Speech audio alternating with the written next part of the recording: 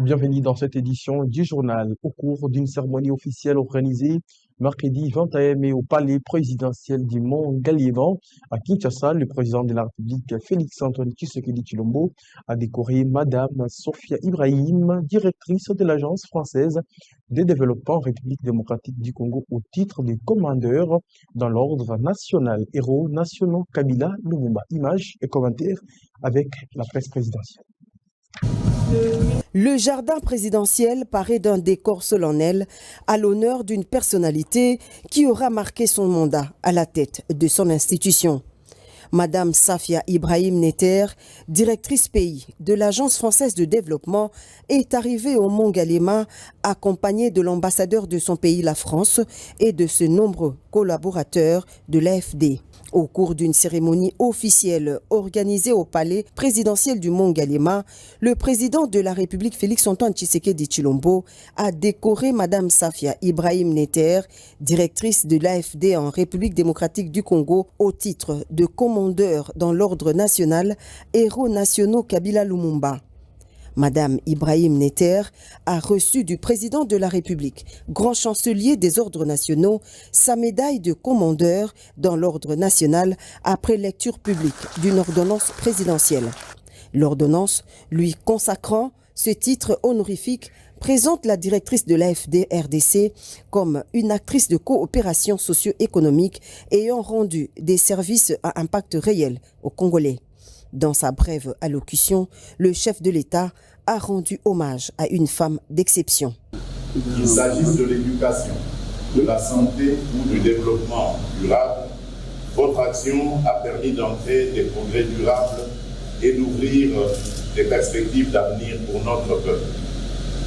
Je tiens à vous assurer que la République démocratique du Congo vous considère désormais comme une amie de cœur, une partenaire fidèle et moi je dirais même comme une concitoyenne.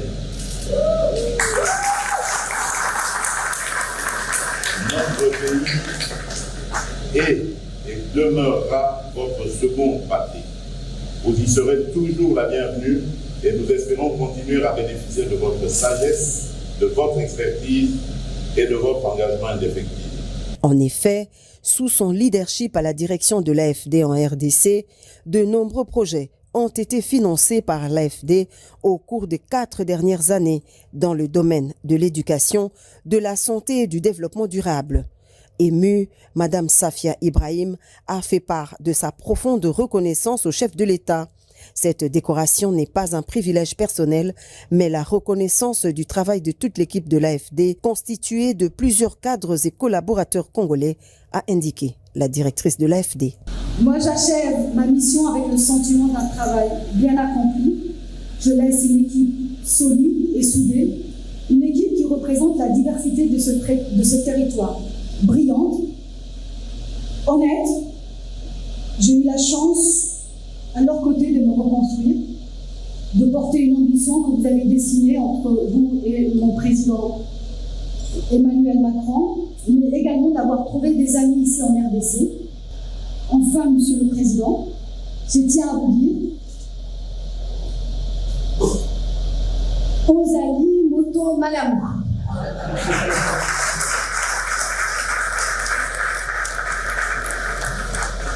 Ne changez surtout pas.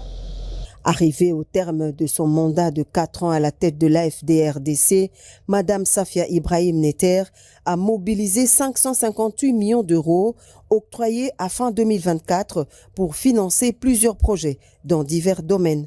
Des projets qui contribuent à la réalisation des objectifs de développement à travers les provinces de la République démocratique du Congo. Je vous garde encore un tout petit peu à la Chambre basse du Parlement. La tension était visible à l'Assemblée nationale lors de la plénière du mercredi 21 mai 2025 à la suite de l'arrêt de la Cour constitutionnelle condamnant l'ancien Premier ministre et député national Augustin Matata Ponyo dans l'affaire relative au parc agro-industriel de Bukangalonzo. Alors que les députés nationaux exprimaient leur colère, le président de la Chambre basse du Parlement, le professeur Vital Kamerhe, a préféré jouer la carte à l'apaisement, intervenant à ce sujet jugé à la suite des interventions de ses collègues. Vital Kamere a indiqué que la Cour constitutionnelle n'a pas encore notifié la Chambre basse du Parlement de son arrêt et il promet ainsi de relancer le sujet dès que l'arrêt parviendra à la Chambre basse du Parlement congolais. Rappelez-vous que l'ancien Premier ministre Augustin Matata Ponyo a été condamné par la Cour constitutionnelle à 10 ans de travaux forcés pour détournement des fonds publics dans le cadre du projet du parc agro-industriel de Bukangalonzo. On quitte bien sûr la chambre basse du Parlement, nous sommes à la chambre haute. Sans tergiverser, cette chambre, après examen approfondi de la question sur la levée des immunités parlementaires du sénateur à vie et ancien président de la République, Joseph Kabila Kabange, par la commission spéciale votée à l'unanimité, la levée ainsi de ces immunités. Le Sénat motivé en tant que chambre des sages motive sa décision par le fait que les immunités parlementaires ne doivent pas consacrer l'impunité en République démocratique du Congo. Et on quitte Kinshasa, au Tanganyika, le ministre de la Justice, Maître Constant Mutamba, a inauguré les nouveaux palais de justice au nom du magistrat suprême et de la première ministre. Le patron de la justice a salué les royaumes de Suède qui a été un partenaire détaillé dans la réalisation de ces grands projets avant d'y rappeler à son bon usage. Ici, avec Ben Israël Touba. Le ministre d'État en charge de la justice et garde des Sceaux, Maître Constant Mutamba, a procédé mercredi 21 mai 2025 à l'inauguration du nouveau palais de justice à Kalemi, chef-lieu de la province du Tanganyika. Au nom du magistrat suprême et de la première ministre, le patron de la justice a salué les royaumes de Suède qui a été un partenaire de taille dans la réalisation de ces majestueux édifices. Avec plusieurs salles d'audience équipées de meubles haut de gamme, le nouveau palais de la justice de Kalemi vient offrir un confort inévitable au corps judiciaire. Ce palais qui est financé par le royaume de Suède, mais dont les travaux ont été suivis plutôt par le PNUD, mais réalisés par un entrepreneur congolais. C'est impressionnant de voir la qualité du bâtiment. Je tenais, au nom de son Excellence, Monsieur le Président de la République, chef de l'État et magistrat suprême, au nom de son Excellence, Madame la Première ministre, chef du gouvernement, vous témoignez de la profonde gratitude du gouvernement congolais. Vous témoignez de ses sincères remerciements pour l'édification de cette grande œuvre qui restera à jamais dans notre histoire judiciaire congolaise. Aux bénéficiaires de ces bâtiments, le numéro 1 de la justice a rappelé un bon usage responsable. Ces derniers n'ont pas tari d'éloges à l'endroit du ministre de la Justice. Dans la même ambiance, Constant Mutamba a réitéré sa détermination à améliorer les conditions de travail dans les secteurs placés sous sa tutelle. Après la réhabilitation du palais de justice à Kinshasa, Kalemi joue à son tour de nouveaux palais de justice grâce au leadership incontesté de Maître Constant Mutamba.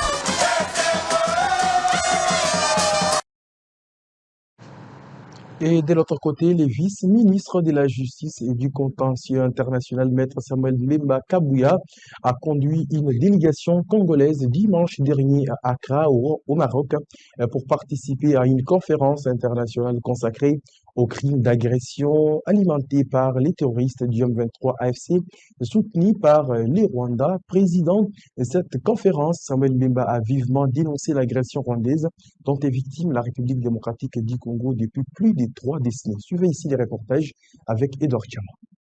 Sous la vision du président de la République Félix-Antoine Tshisekedi et la coordination de la première ministre Judith Suminwa Tuluka, le vice-premier ministre de la Justice et contentieux international, Maître Samuel Mbemba Kabouya, a présidé le mardi 20 mai dernier à Accra la conférence sur les crimes d'agression. Dans son intervention, Maître Mbemba Kabouya a souligné que la République démocratique du Congo subit depuis plus de 30 ans une agression manifeste ayant causé plus de 13 millions de morts, sans compter les déplacés internes. Depuis 30 ans maintenant, nous avons chez nous le cas d'agression avec 13 millions de morts, 7 millions de déplacés internes parce qu'ils chassaient de leur terre. Et ce drame est commis par un pays d'Afrique. Voilà pourquoi la RDC est vraiment engagée et demande aux États d'Afrique d'aller dans le sens, non pas de perpétuer les préconditions qui ne permettent pas à la CPI de poursuivre les crimes d'agression, mais d'aller dans le sens d'un traitement égalitaire entre les crimes d'agression et les 3 autres crimes internationaux qui en découlent. Présente également à ces assises, Madame Mylène, au cadre de la Cour pénale internationale, a salué l'implication de la Première ministre Judith Suminwa dans cette démarche. Il serait irresponsable d'ignorer le fait que la RDC est aujourd'hui victime d'une agression par un État qui n'est pas parti au statut de Rome. Cette réalité met en lumière l'urgence et la pertinence de notre travail collectif pour combler les lacunes juridictionnelles et faire en sorte qu'aucun acte d'agression ne reste impuni, quel que soit le statut de son auteur au regard du statut de Rome. Alors nous souhaitons adresser ce soir nos sincères remerciements à son Excellence, Madame la Première ministre de la RDC, pour son engagement personnel. Il s'est dénoté que cette conférence marque une étape importante dans la mobilisation internationale en faveur de l'élargissement du mandat de la CPI. Pour la RDC, il s'agit non seulement d'une quête de justice, mais aussi d'un appel à la communauté internationale à reconnaître et à sanctionner l'agression dont elle est victime depuis des décennies. Et dès là, nous nous rendons au Maroc après 2 jours d'intenses réflexions autour des pistes et solutions pour l'émergence du secteur de l'économie à l'Afrique. Les rideaux sont tombés à Rabat. Nous sommes bien sûr au Maroc où le patron de l'économie nationale, le professeur Daniel Moukoko Samba, a été en conférence des Global Growth. Suivez ici des reportages avec Bosco Kabamba. Organisée par l'Institut Amadeus, l'édition 2025 de la Global Ground Conference s'est clôturée ce mercredi 21 mai 2025 à Rabat au Maroc.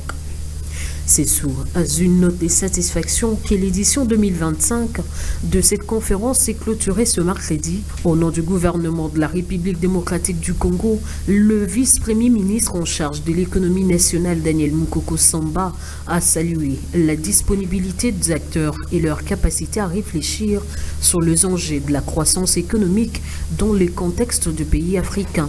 Profitant de sa participation à la Global Ground Conference, il a eu d'intenses séances de travail avec les délégations d'acteurs économiques et investisseurs du royaume chérifien. Après avoir expliqué les contextes socio-économiques actuels de la RDC, Daniel Moukoko Samba a fait savoir aux hommes d'affaires marocains qu'au-delà de la guerre nous imposée, le Congo-Kinshasa demeure un pays d'opportunités pour ceux qui souhaitent investir et contribuer à son développement. Il a, à cet effet, souligné la nécessité de régler la base de la coopération bilatérale en organisant une commission mixte RDC-Maroc. Ces échanges riches en termes de partage d'expériences a réjoui Fadwa Horwish, président du comité d'industrie de la Chambre de commerce de la région Rabat-Salé-Kenitra. On a pu discuter autour d'une table avec les différentes parties prenantes et les différents secteurs sur les possibilités d'investissement et les possibilités de coopération au RDC. C'était, de mon avis, c'était très enrichissant. On est très satisfait. Alors, j'ai tenu aussi à renouveler mon invitation à une visite de courtoisie qui va réunir le Maroc et la RDC autour d'une table des 2 investisseurs, des 2 parties, ou soit les investisseurs marocains, soit les investisseurs venant de la RDC, pour discuter de plus en détail quels sont les secteurs d'activité qui ont une possibilité d'ouverture sur le marché économique en RDC. Pour boucler la boucle de cette activité, le patron de l'économie nationale a appelé les investisseurs marocains à privilégier la collaboration avec le secteur privé plus apte à ouvrir les portes et à identifier les opportunités. Et lors d'une visite guidée effectuée ce mardi 20 mai 2025 à l'aéroport international d'Ndjili, le président du conseil d'administration de la RVA, Trifon Kinké Moulumba, s'est imprégné de l'état actuel des installations de cet établissement aéroportuaire. Le professeur Trifon Kinké Moulumba a, à l'occasion, démenti l'information d'un quelconque détournement des fonds car l'entreprise ne dispose d'aucune signature ou contrat avec une certaine banque de la place. Reportage. Après les différentes informations publiées sur les réseaux sociaux faisant état de la dégradation accélérée des infrastructures à l'aéroport international de Ndjili, le président du conseil d'administration de la régie de voies aériennes, Trifon Kinké Moulumba, sort de sa réserve pour apporter des solutions aux problèmes qui se posent.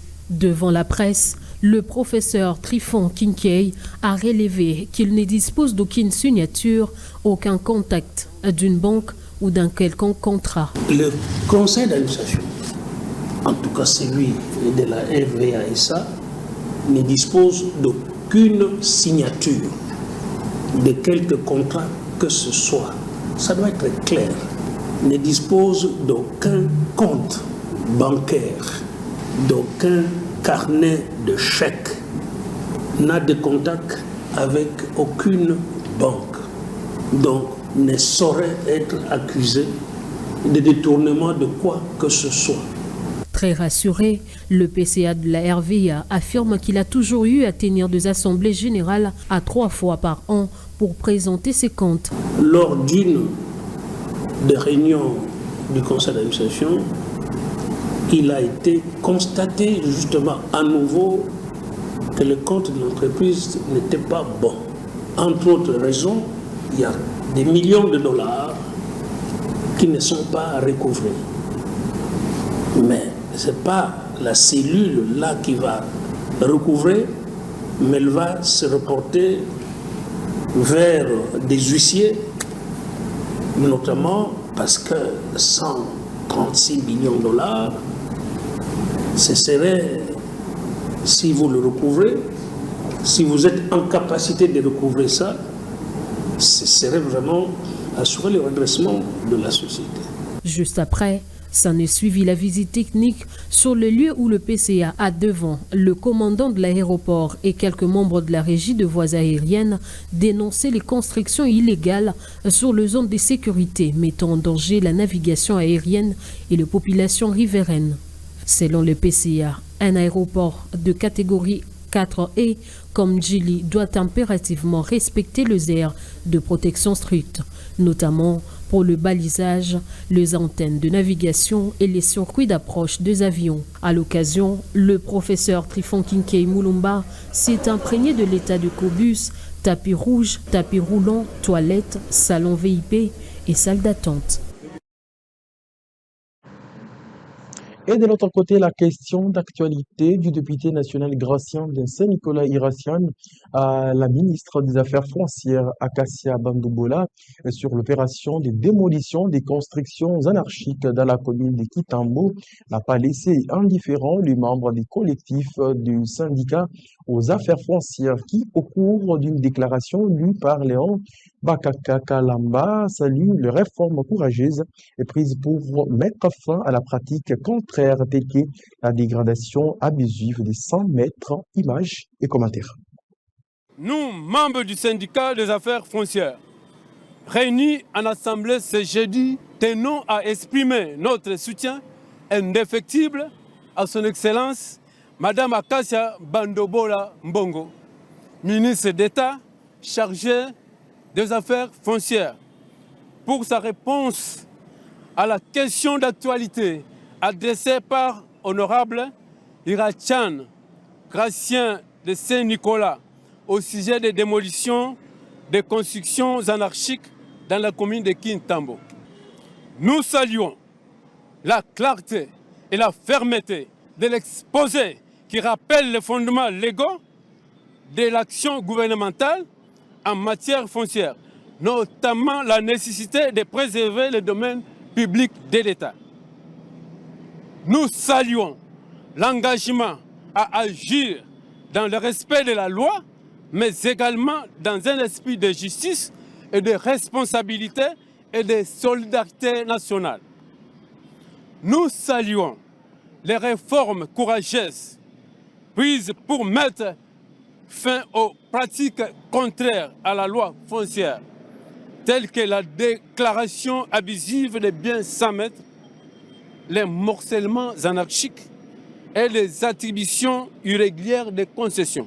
Nous saluons la volonté de promouvoir une gouvernance foncière saine, équitable et orientée vers le développement durable. Nous réaffirmons notre détermination à accompagner les efforts de réforme engagés et à travailler aux côtés de Madame en charge des affaires foncières pour la matérialisation des objectifs stratégiques du gouvernement en matière foncière. Les agents des affaires foncières attendent par ailleurs la mise en œuvre effective des engagements relatifs à l'amélioration de leurs conditions de travail. Nous demandons à la population d'éviter d'acheter et de construire n'importe où, car dans ces instructions, lors de la 41e réunion du Conseil des ministres, la haute hiérarchie a insisté sur la nécessité d'agir avec sérénité et fermeté dans le strict respect des lois de la République.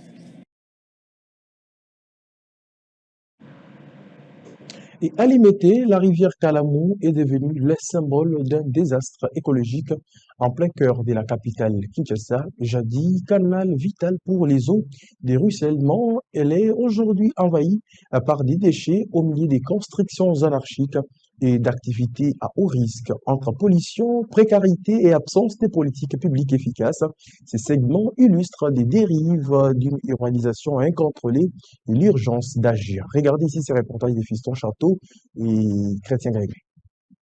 À Limete, sur la première rue, un simple détour vers la rivière Kalamou suffit pour mesurer l'ampleur du désastre environnemental qui s'y joue. Ces cours d'eau, autrefois un point stratégique pour la canalisation des eaux de Kinshasa, est aujourd'hui étouffé sous une montagne de déchets. Les constats est accablant. Les fonds comme les lits de la rivière sont jonchés de sachets plastiques, de bouteilles jetées et d'ordures de tout genre.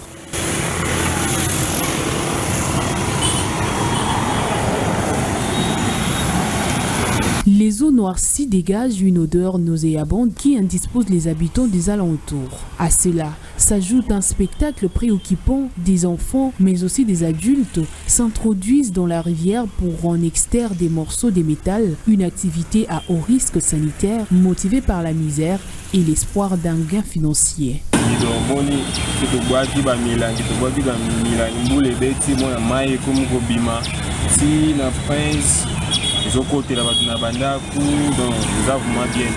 Tout autour des constructions anarchiques se multiplient. Des maisons construites en matériaux durables longent les cours d'eau. En cas de pluie forte, les risques d'inondation est réel et les habitants en payent les prix forts. Ces segments de la rivière Kalamou n'est malheureusement pas un cas isolé. Il illustre un problème plus vaste que celui du manque d'une politique publique efficace en matière de gestion des déchets, d'urbanisme et de protection de l'environnement. Et de l'autre côté, un motocycliste a été arrêté dans la commune de Mongafula pour tentative du vol d'une élève dans une école située dans cette municipalité. Et selon les commissariats provinciaux du commissariat de Mongafula, la police reste vigilante à la protection de la population ainsi que de ses biens. Bosco Kabamba et Jérôme Luzolo étaient sur place. La capitale congolaise est plongée ces derniers jours dans une insécurité qui laisse les Quinois dans l'interrogation. Où sont les autorités militaires censées protéger la population, s'interroge l'opinion publique. Chaque jour qui passe, plusieurs cas d'insécurité sont enregistrés dans différents coins de la capitale, notamment des actes de braquage, des vols à main armée, des tueries et tant d'autres. À Mongafula, un jeune homme conducteur de moto, communément appelé Wewa, a été interpellé pour tentative de vol d'une écolière. Le commissaire principal du commissariat urbain de cette municipalité, Faustin Monene, revient sur les faits. Mais le monsieur ici, monsieur Chako Ongenga Michel, réside sur l'avenue de la paix numéro 26, quartier Mamobutu 2, commune de Mungafola. Il est motard de son état. Tous les motards, il y a à boire et à manger. Ces cas deviennent très fréquents. Surtout ces problèmes de motards, il y a à boire et à manger. Ça devient un phénomène. On commence à voler souvent les enfants en milieu scolaire. Comment Michel peut-il mettre des mécanismes en place pour maîtriser la famille de l'enfant et venir tenter voler l'enfant à l'école? Les parents de l'enfant ne sont pas reconnus. Il faut noter que le gardien et le service de sécurité connaissent les parents. Après vérification, ils comprendront que c'est bien ce monsieur qui a volé l'enfant. Voleur, tentative d'enlèvement d'enfants. Il appelle les parents et les responsables éducatifs à la vigilance car ce phénomène décrié est observé de plus en plus en milieu scolaire. Prenons ces communiqués de presse avant d'y poursuivre avec cette édition du journal. La cellule d'exécution des financements en faveur des États fragiles, agence d'exécution du gouvernement pour la mise en œuvre du PDL 145 territoires dans la province du Maïndombe, a pris connaissance avec stupéfaction par voie de presse du dépôt d'une plainte par un avocat déclarant conseil de l'entreprise ASCAT Sahel. La CFEF estime que cette action est une diversion qui vise à discréditer le PDL 145 territoire, l'agence, et à saboter ainsi les efforts déployés pour la relance et l'achèvement des travaux dans la province, compte tenu des déphasages entre l'exécution physique et financière des travaux, dès l'arrêt des chantiers sur la majorité des sites et l'accumulation des dettes par les groupes. L'autorité contractante a été contrainte de suspendre tout paiement jusqu'à la justification totale des fonds et de mettre en place des mesures coercitives de mise en régie contrôle des contrats des travaux conformément aux clauses 12.3 et 49.5 du cahier des clauses administratives générales des contrats, bien plus par la lettre numéro 25 /CAB /PM /mine intercdcad /SLBJ /SG INT 00921 2025 du 25 avril 2025, son Excellence, Monsieur le Vice-Premier ministre, ministre de l'Intérieur, Sécurité, Décentralisation et Affaires coutumières, a instruit tous les services de sécurité d'accompagner la bonne application de cette mesure visant à protéger les intérêts de l'État et garantir l'achèvement des travaux, a été notifié au groupe d'entreprises par son Excellence, Monsieur le Vice-Premier ministre, ministre du Plan et Coordination de l'aide au développement par sa lettre numéro 479 /CAB /VPM /MINEPLAN /GNM /NMM /BKM 2025 du 19 mars 2025. Cette décision fait suite à l'avis numéro 01 2025 ARMP/CRD du 14 février 2025 émis par les comités du règlement des différends de l'autorité de régulation du marché public. En exécution de cette décision et compte tenu de leur expérience et de leur ancrage territorial, les diocèses d'Inongo a été désigné en qualité de régisseur chargé de supervision de l'exécution des travaux et suite aux états de lieux réalisés par le régisseur.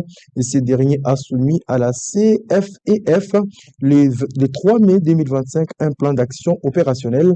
Et ce plan a été transmis le 15 mai 2025 au groupement ASCAT Sahel, SPPE Sahel pour examen après revue de la mission de contrôle.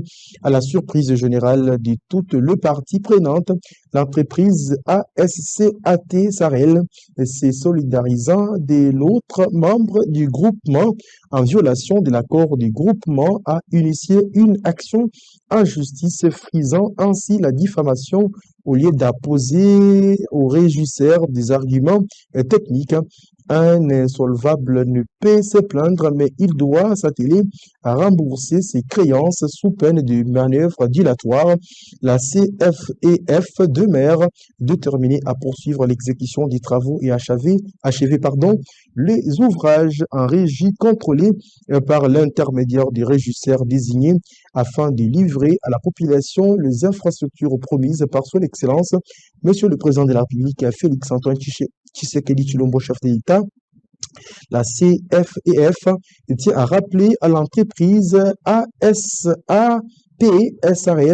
que toute obstruction à cette décision entraînera immédiatement la procédure de résiliation des marchés et de recouvrement des sommes non justifiées à ce jour, conformément à la loi relative au marché public. C'est la coordination nationale qui appose sa signature sur ce présent communiqué.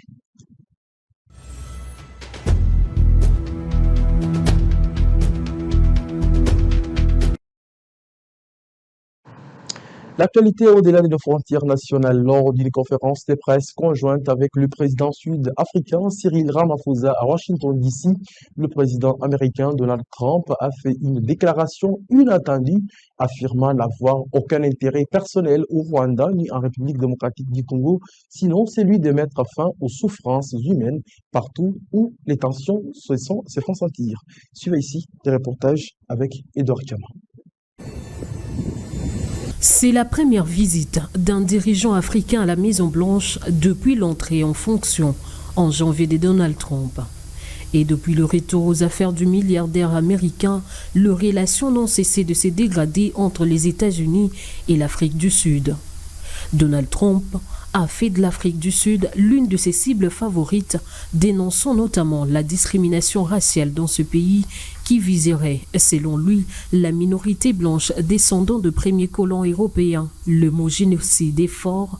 Je ne peux pas encore certifier qu'il y a un génocide en Afrique du Sud contre le fermier blanc, mais ce qui m'importe, c'est de sauver de vies, que ce soit en Afrique, en Europe ou ailleurs dans le monde, a déclaré Trump. Faisant référence aux tensions persistantes entre le Rwanda et la RDC, le président américain a révélé avoir envoyé Massad Boulos, accompagné de son membre de son administration, pour œuvrer à une solution diplomatique. Ils ont fait un travail remarquable et je pense que les résultats sont imminents, a-t-il ajouté, avant de conclure en soulignant que préserver la vie humaine est, selon lui, l'investissement le plus intelligent à long terme. C'est moins coûteux que les conséquences de l'inaction. En guise de rappel, Donald Trump insiste depuis son retour au pouvoir pour que tous les conflits qui engendrent de massacres à travers le monde, et particulièrement ceux impliquant la RDC et le Rwanda, soient réglés rapidement et durablement. Et voilà ce qui met terme à cette session d'information. Ça a été un plaisir pour moi de vous la présenter.